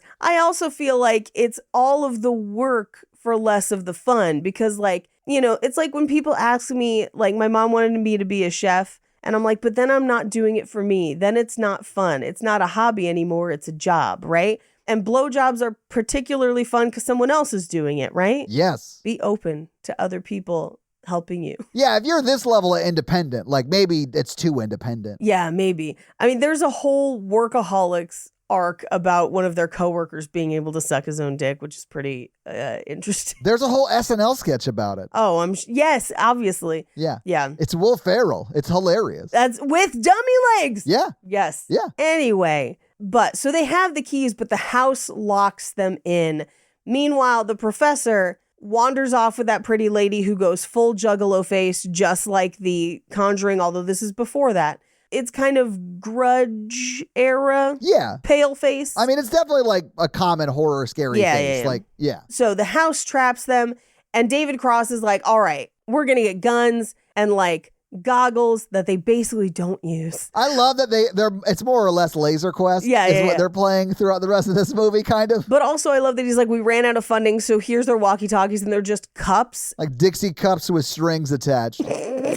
Oh, yeah, because she's essentially talking into both sides of a walkie-talkie, you know? Well, and then when they find cups outside and they are actually talking into them, but then it turns out they're right next to each other. Pretty fun. Hilarious. Anyway, they split up, notably leaving all of the black characters together and the white characters, you know, split to avoid being with them because of the trope that they always die first in horror movies. Right. They all survived this one, thankfully. Everyone does, except for Tim Curry, I think. Yes, and we don't know what happens to him. He might just be living like a king in Patagonia.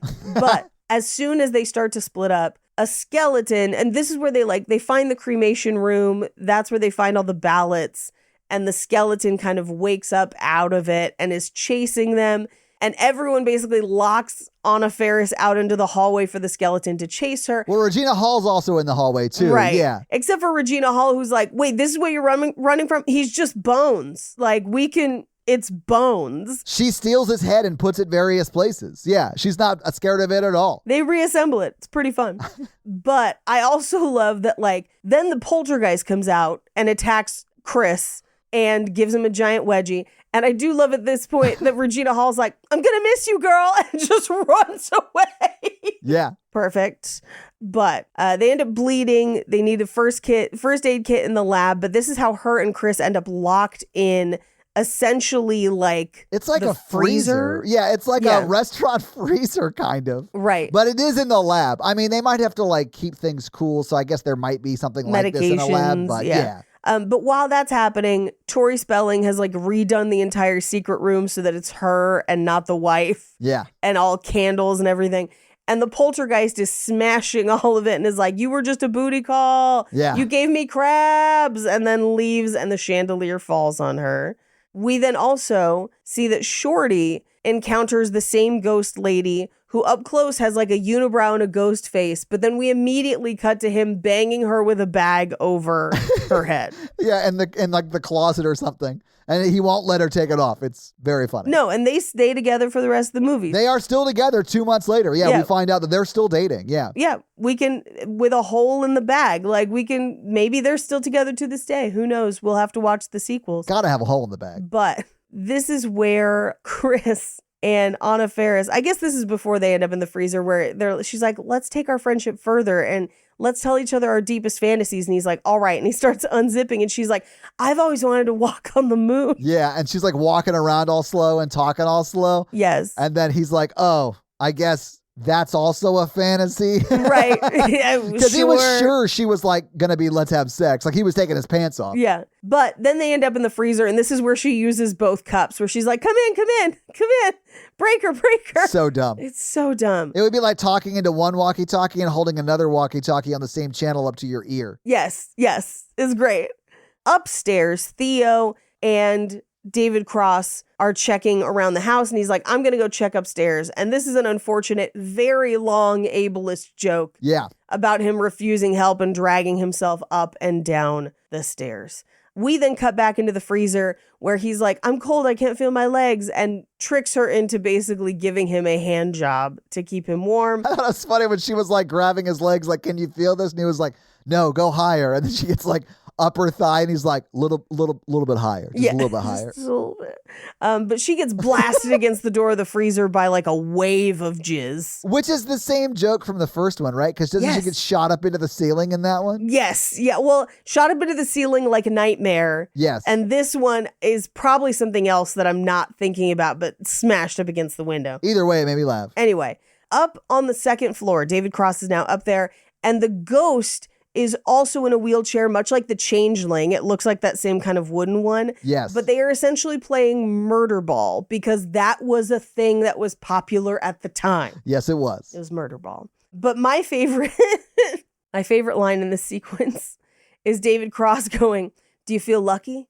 Did I fire 3 shots or 117? Yeah.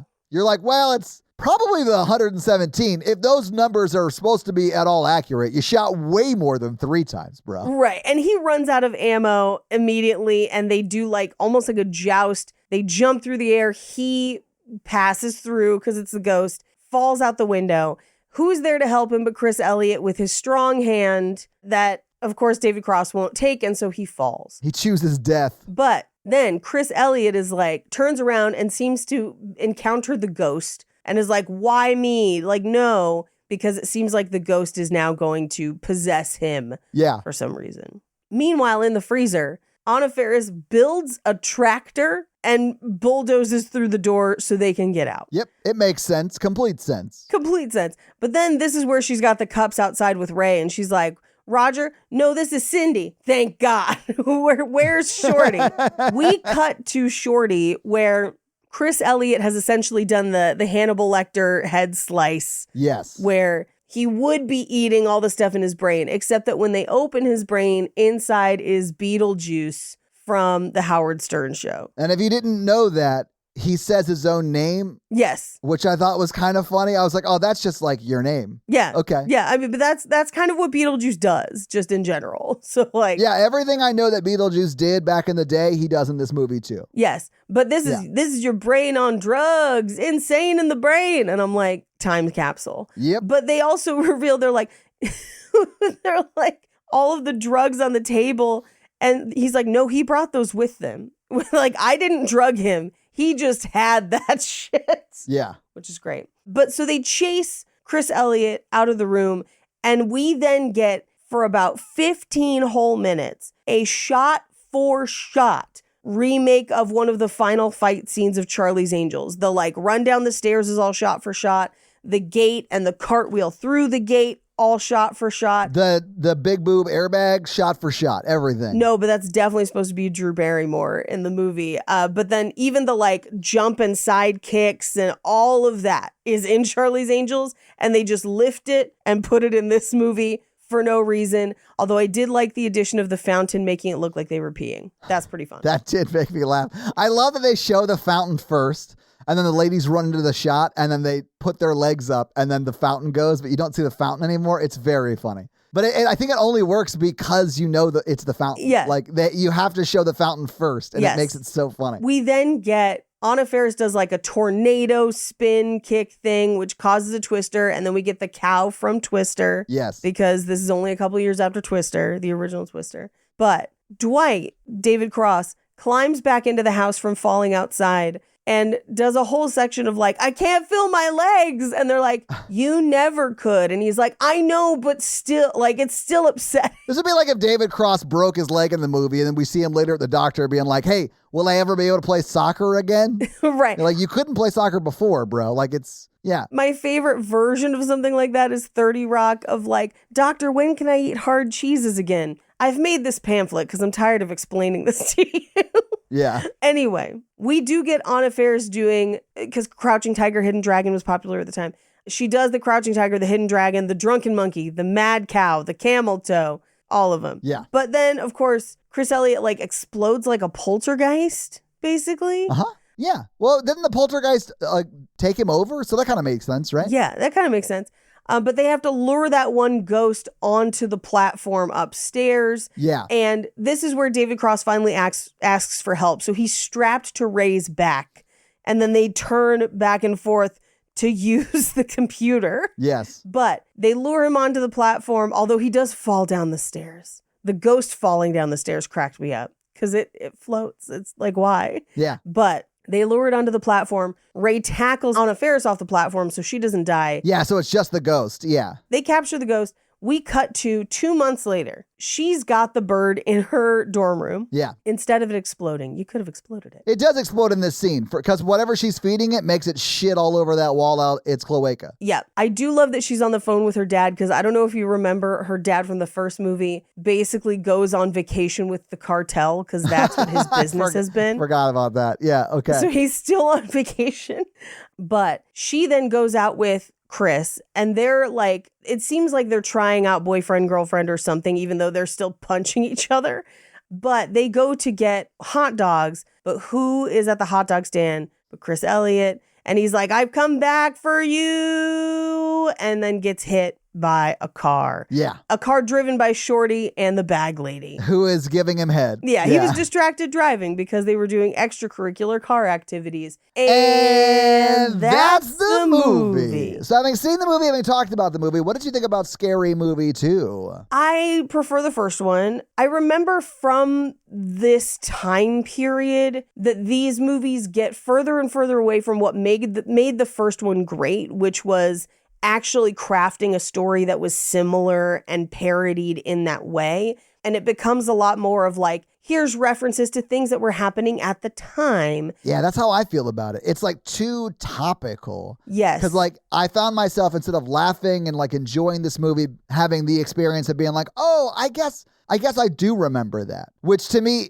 it's fine. Like it's not a negative experience, but it's not like laughing like I should have been because I was closer to that time period and remember that specific commercial they're parodying, you know? Right. So yeah, it kind of was a little inaccessible because of the amount of time that has passed since it came out. Yeah, I agree. Anyway, that's how I felt about it. It's not a bad movie though. No. There's some pretty bad stuff in it from a does this hold up well standpoint though. Just a heads up on that. But we've talked about that quite a bit.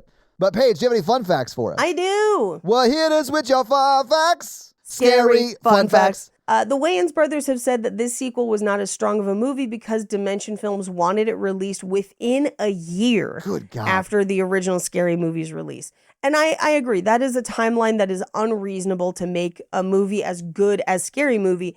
And if you remember from Scary Movie, they'd spent years on Scary Movie. Yeah. So whenever studios demand a fast follow like that, it's always tricky when it comes to sequels. Father McFeely was originally supposed to be Marlon Brando. Oh, I wonder why that didn't happen. Let me tell you, they actually shot a bunch of it. Really? Yes. He was paid $2 million to be in the movie. He had even shot some of the scenes.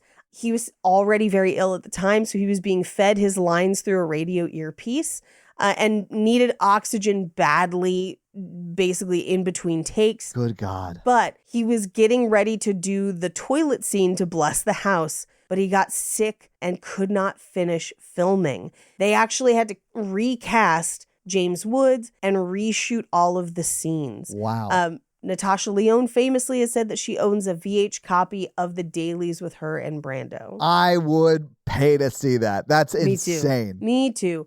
The tongue used in the spoof of The Exorcist was the actual tongue used in The Exorcist. Okay. I mean, I guess it is like a mechanical animatronic thing. So yeah, it's a hyper specialized, thing. So that makes sense, I guess. What did they use for Natasha Lyonne's tongue, though? Oddly enough, James Woods' tongue. He took it out, passed it around. Anyway, as a promotional gimmick, rolls of toilet paper were commissioned and adorned with this movie's logo and tagline, quote, "There's nothing like a good number 2." Honestly, though, that's great. Yeah. Yeah, that's great. So this film was completed in the span of only 9 months. And that includes pre-production, production, and post. I'm shocked it's this good then. Yes. Honestly. That's so fast. With that knowledge, yes. Originally rated NC-17 by the MPAA. Of course. Which is wild because I actually feel like from a sex perspective, which is what the MPAA tends to grade harsher on, I think the first one is more explicit. But apparently, the scene where Tori Spelling has sex with a ghost had to be cut to a third of its original length to get the R rating. How long was that? That would have been, the scene as is about 1.5 minutes. So that would have put it close to 5 whole minutes. Jesus Christ. A 5-minute sex scene where it's just Tori Spelling. I kind of love that. I respect the hell out of that. But director Keenan Ivory Wayans was actually very upset about this because he felt that there was nothing in that scene that warranted anything more of an R. And honestly, if the rest of the scene is similar to what we have already, I would agree. I feel like that's PG-13 at most. She's wearing more than if she was wearing a bathing suit in the scene, and you don't see any of the guy. Yeah, I know. That's what I'm saying. Like, she's fully clothed more or less, I guess she doesn't have pants on, but it's like kind of like she's wearing bikini bottoms or whatever. Yeah. And you don't see any of the guy except through the outlines in her cheek. Sure. So Keenan Ivory Wayans felt, and I agree. I think he's right. He feels like he was targeted by the MPAA for harsher scrutiny because they felt like he got away with too much in the first movie. Oh, I can't speak to motivations, but I do know that the MPAA is like notorious for that shit. Notoriously terrible at this kind of stuff. Yeah. The map Cindy reads in the car has the following text on the bottom, quote, "Directions. If you had any brains, you would take your ass home. But since you don't, head north 2 miles on Hades Divide. You'll pass Elm Street on your left. Whatever you do, keep moving. 6 miles to Kane Manor. If you reach Compton, lock your door, bend over, and kiss your ass goodbye." Now, this is also a dream. I think it's Dream Warriors or the one after where they go to Springfield and are trying to drive past Elm Street and can't because they turned onto Elm Street. I don't remember which one that is. Yeah. But yeah, I remember that happening. But I feel like that's another reference there.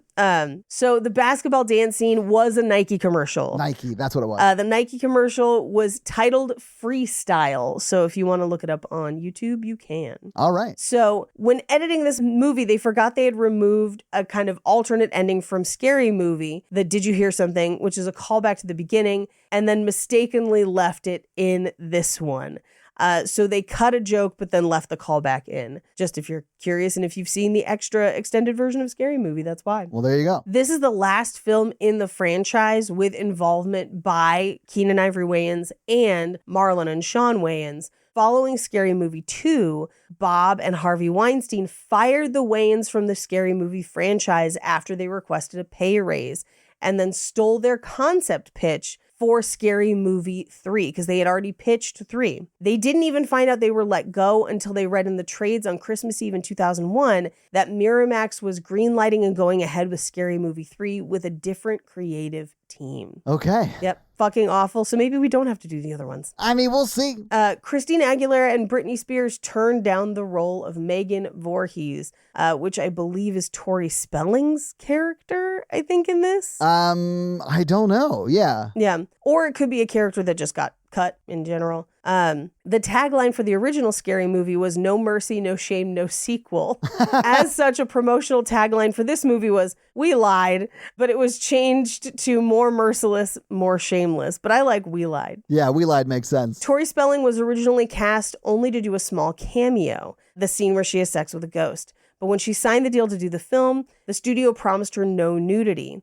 Afterwards, when she got the script, she read that her character briefly appears topless. She took this up with the producers, and they told her the shot would be cut. She shot the scene, ad-libbed most of her lines. There was no topless shot. They thought she was so funny in that scene that they increased her screen time significantly. And near the end of filming, there was talk of getting a chest prosthetic of her made so they could show the indentations of the ghost grabbing her breast, spoofing a scene from The Entity. They were going to use a body double for the chest mold, but Tori didn't want the shot in the movie, and she didn't want to do nudity in a silly spoof comedy, and she thought people would think there was her actual breasts, for sure, whatever. Sure, yeah, I mean... Yeah, I understand.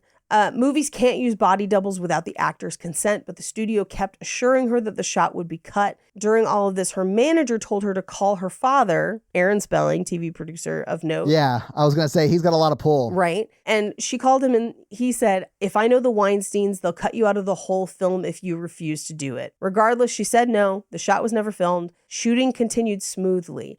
Afterwards, Bob and Harvey Weinstein cut Tori's role down to just a cameo when she had originally had a bigger role in the film. Yeah. So apparently her character had a bunch of other stuff to do, and it was cut out, which is probably why this movie is only 80 minutes. Yeah. Natasha Lyonne was completely wasted at the Scary Movie 2 press junket and actually ran out and vomited during one junket interview, which honestly for her role, perfect. Yeah. So the name Hell House was intended as a spoof of Hill House, which is featured in The Haunting and then obviously The Haunting of Hill House. The Wayans brothers later admitted to being completely unaware that the name Hell House was also used in a Richard Matheson novel and the movie version of that novel, The Legend of Hell House. Yeah. So they unwittingly did two callbacks at the same time. I mean, it works, clearly. Yep. Buddy was Christopher Masterson's character name, but he filmed this while on breaks from Malcolm in the Middle. He would have had to. Yeah, it's definitely while he was on Malcolm in the Middle. Yep. I'll end on this one because this is kind of interesting. Well, two. Carlton Heston turned down the role of Father McFeely, and that's how they ended up with James Woods after Marlon Brando. But that's just, you know. I love how they went from one generation's conservative actor to another. A lot of people bought tickets for this movie to see the trailer for Jay and Silent Bob Strike Back, and after the trailer ran, some people left the theater, which is wild. That's so dumb. Why would you leave? You paid for the movie. You paid for the movie, right?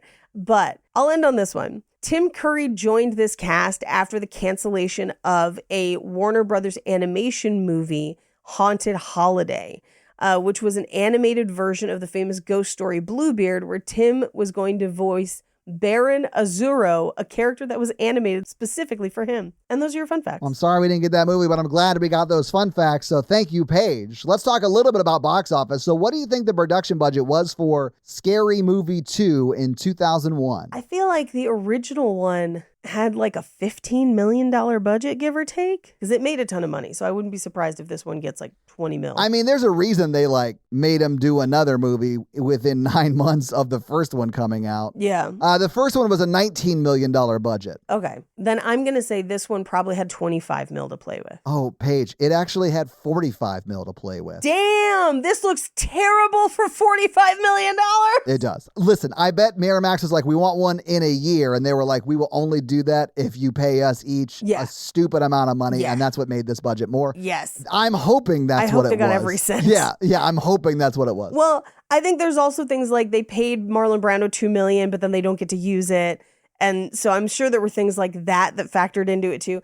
But honestly, I hope the Wayans just got a barrel of money and put it in the bank and still have it. I hope. Yeah. I mean, and this movie did come out July 6th, 2001. It was number 2 in the theaters that week. It was beat by a movie called Cats and Dogs, which... I remember Cats and Dogs. Yeah. It's the 2001 one. I think there's one with Janine Garofalo that's like a rom-com maybe. We did that. It's not that one. It's the other one. That we did that on Romancing the Pod, and that's the truth about Cats and Dogs. Okay, yeah. I also briefly, for a moment, when you said Cats and Dogs, thought about Cats Don't Dance. I don't know that one. Which, I don't know if you ever saw that movie. No. It's an animated musical. You would actually probably love it. You said animated musical, and I was like, yes, please. Yeah. But either way, this movie was number 2 that weekend. It was beat by Cats and Dogs. Obviously, Scary Movie 2 was number 2. Artificial Intelligence: AI was number 3. Number 4 was Kiss the Dragon, and number 5 was the original Fast and the Furious. Paige, what do you think Scary Movie 2 made in its opening weekend? Here's the thing. I bet a bunch of people went to go see this because the first one was so famous, right? Yeah. So I'm going to say opening weekend, this makes at least 30 million. It made 20 million, 0.5. Okay. Cats and Dogs brought in 21, so it was actually pretty close to being the number one movie as well. Now, this movie was in theaters for like 8 weeks. In its second week, it was 5th. In its third week, it was 4th. And in its fourth week, it was 9th. And then was never again in the top 10. But what do you think it made domestically in the box office in 2001? 62 million. Close. It was 71.2 million. Okay. Not bad. So definitely 3x its budget, well beyond that. Actually, it wasn't. No, because its budget was 45 million. So 45 times 3 would be like, let's just say $135 million-ish. I probably did the math wrong, but it's around there. Paige, this movie also made $69.9 million internationally. So it total brought in $140.1 million. Nice. So it definitely did eventually make its budget times 3. Yeah. A little bit over that. I mean, if you adjust for inflation, it's $256.6 million today. It's crazy. So they definitely made money. They're definitely going to keep making these forever. I mean, there's one coming out this year, I believe. And I think it's the 6th one in the franchise. I want to say, I think the Wayans are back. Oh, yeah? For the most recent one. Yes. Nice. Yes. The Wayans are back for number 6. Nice. The first movie in the franchise, Scary Movie, made the most in the box office. It made $277.2 million in the box office in the year 2000, which is crazy. Anyway, that's your box office. Paige, do you want to hit us with the scary scale? I do, but first I want to read you the information on the cast that's already posted for Scary Movie 6. Please do. So Marlon is back as Shorty, Anna Faris is back as Cindy, Hell Sean yeah. is back as Ray, Hell yeah. Regina Hall is back as Brenda, Hell yeah. and then we have Dave Sheridan as Doofy, Nice. Chris Elliott as Longlegs, Will Poulter as Pennywise, John Abrams as Bobby, and Lachlan Monroe, who was actually in the first Scary Movie, he was the extra white guy, as Greg Philippi, who I believe was his character in the first Scary Movie. I love that we're going to get Chris Elliott as Longlegs. I'm assuming from the movie Longlegs, it's got to be. There's no way he's just a spider, so it's got to be that. It's got to be. Sherry O'Terry is back as Gail Hailstorm.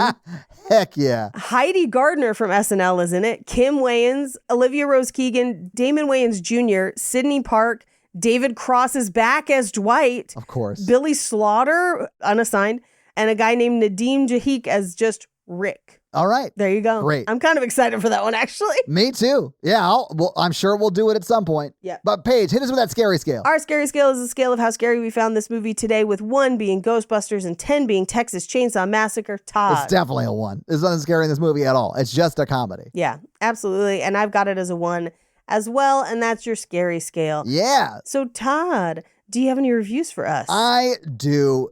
This week, I'm going to read one of our Spotify comments from our most recent episode, that being we've actually gotten a lot of comments today. How many are still numbers for poop? We got another one of those today. Like literally today, we got another one that just said 12. That's all it said.